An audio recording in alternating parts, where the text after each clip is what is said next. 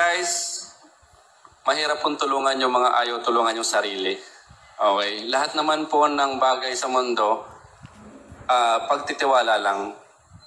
Ito po, sa lahat po ng negosyo na napasukan nyo before, kung na-scam kayo, ito naman po very basic. Ang isang negosyo po na tulad ng sa akin, kahit po may kontrata, may cheque, may opisina, or lahat ng legalities ipakita sa inyo, kung lulukuhin po kayo ng tao, lulukuhin po kayo. Wala po tayong magagawa doon. So, the only reason why we have this kind of events, presentation, orientation is for proper education. Kasi po, ang isang tunay na pagninegosyo, hindi po biro. That's why I always say na alamin, unawain, intindihin, at kung walang takot or duda, saka pasukin. Okay? Or saka gawin yung negosyo. Why? Kasi po, mahirap po gumawa ng isang bagay or magnegosyo ng isang bagay na hindi mo naintindihan. Hindi ka talaga magpo-prosper. Kasi parang nga nangyari, naki-ride on ka lang. So tapos questionin mo yung company, bakit ito lang yung kita ko? Kaya ang inilagay mo 1,000. Diba? Which is, that's my requirements. So, pero ang question is, yun lang ba yung gusto nyong kitain? So the only reason why we have the 1,000 starting capital is for you to experience. Kahit nga isang taon lang, kahit isang taon or ilang years mo ipatrade sa akin 1,000 mo, sigurado ako babalik siya ng triple, 10 beses, 100 beses sa'yo. Yun lang naman. Kasi, yung sa mga nagtatanong, sa mga nag-compounding na talagang ang kabog sa dibdib ay katakot-takot na. So, huwag po kayong mag-alala. Dahil meron na tayong 6 months compounding. Eh malay nyo, maglabas ako ng 3 months. First of all, thank you sa lahat ng mga nagstay until this moment. So, for the roadmap, so I believe lahat naman alam na to. Pero i-reiterate ko lang sa inyo na ang roadmap natin hindi basta-basta. Okay? Ang tanong kasi ng karamihan sa akin ni hanggang saan ba to? Hanggang saan ba? Ilan naman lagi ang tanong ng karamihan eh, 6 months ba to? 12 months ba to? 1 year ba to? Ako po ay lagi po akong nagdarasal bago ako gumawa ng isang bagay. And I've been doing this for the past 6 years bago ko siya i-launch in public. And sa sobrang dami na rin po na napapatrade sa akin before, they don't even know na meron ganito, na meron trade expert. Okay? They are, bukod po sila sa mga nagpapatrade sa akin, bukod pa po yung na-create natin na community as of now with trade expert. Okay? Kasi most of them are naka non-disclosure agreement sa akin. So wala silang pakialam sa social media, kaya hindi nila alam. Okay? Ang first phase natin is the community. So why? Always ko naman sinasabi sa inyo na in every business, mapa-traditional man yan or mapa-online or whatever business that you have, community po yung nagsusustain. Community yung reason kung bakit nabubuhay yung negosyo. Okay? Without a community, there's no business.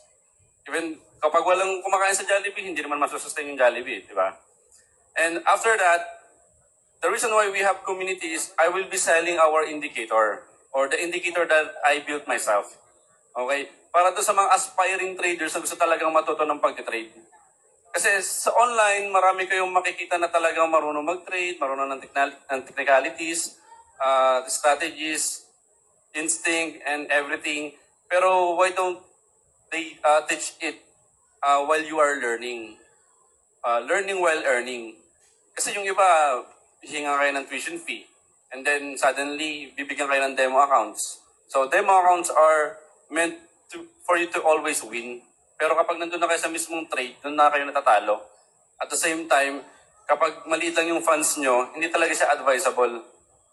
For beginners, that's normal kasi matatalo talaga. In trading, hindi naman laging panalo. Okay? That's why I have built our own system, which is the trading, automatic trading software, na kung saan very conservative lang yung binibigay na percentage. Na kung saan lahat po ng nandun sa plan natin is too good to be true. Why? Kasi po kung ang kakausapin nyo po is engineer, doctors, nurse, or traditional businessman, hindi mo po nila talaga kayang kumita ng 45% in a month. Kasi po bilang traditional businessman din as well, I have my own businesses din. So, I can only give you 30% per month. Pero ang question is, bakit ko ibibigay sa inyo? Dugot pawis ng traditional business ko yung pinagkuhanan ko ng profit na yon. Pero isi-share ko pa sa inyo. It's not an easy. Kahit sino dito naman po ng mga traditional businessman, hindi talagang madaling magnegosyo.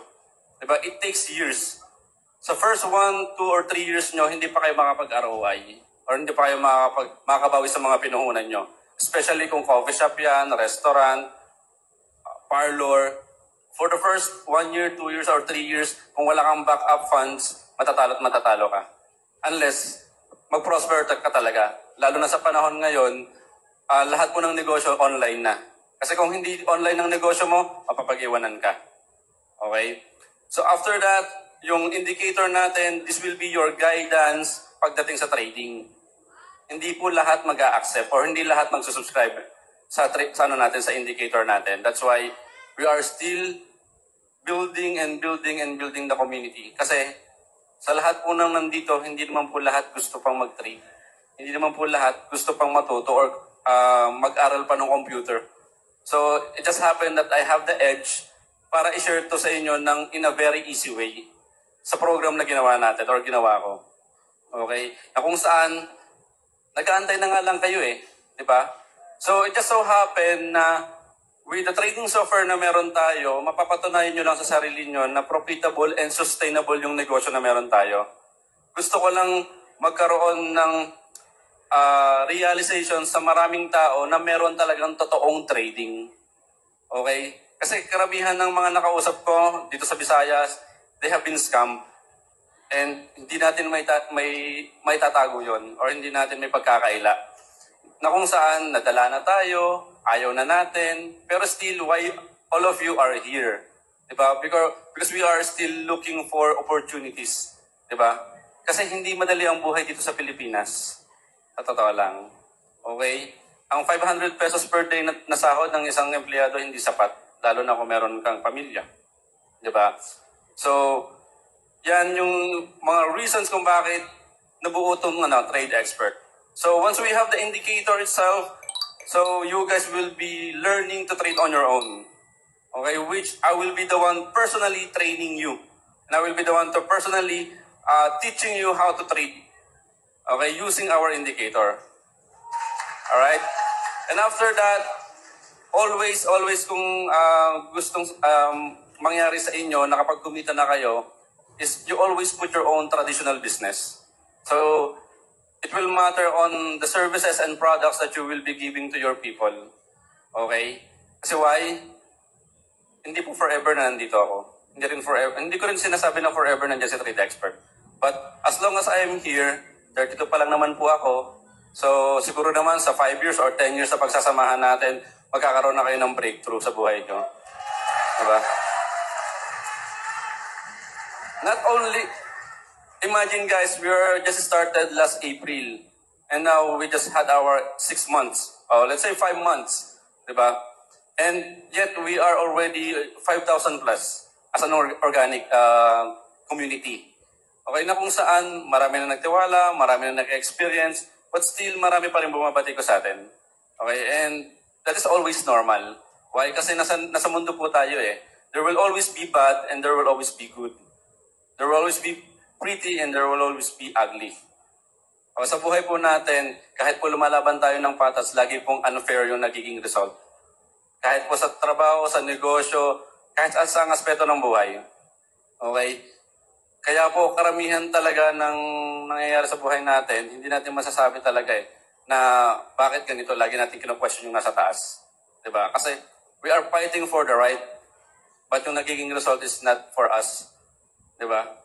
So, and after that, kung bakit ko lagi sinasuggest na magtayo kayo ng sariling negosyo, kasi dyan pa lang po tinuturuan ko na kayo ng strategy kung paano nyo mamamanage yung risk.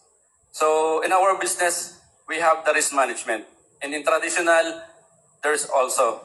Imagine nyo po, let's say meron lang kayong 5 na negosyo, pero let's start at 1. So, once na perfect yung negosyo nyo, then build another one.